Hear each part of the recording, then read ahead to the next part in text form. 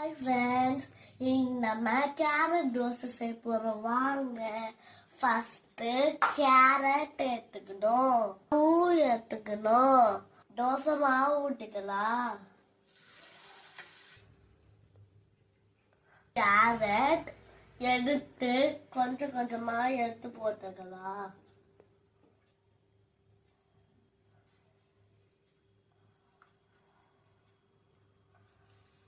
எண்ணெய் ஊற்றிக்கலாம்.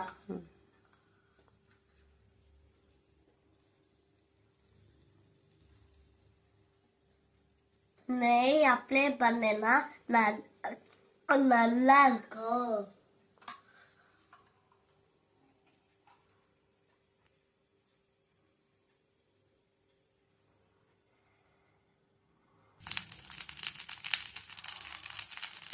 போட்டுக்கலாம்.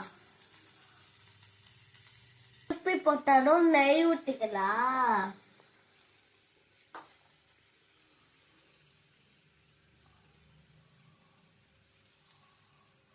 வேகட்டும். அவ்வளோதான், முடிஞ்சிச்சு. ருசியான கேரட் தோசை செஞ்சு முடிச்சாச்சு. அவ்வளோதான், முடிஞ்சு. லைக் பண்ணுங்க, ஷேர் பண்ணுங்க, சப்ஸ்கிரைப் பண்ணுங்க. பாய்.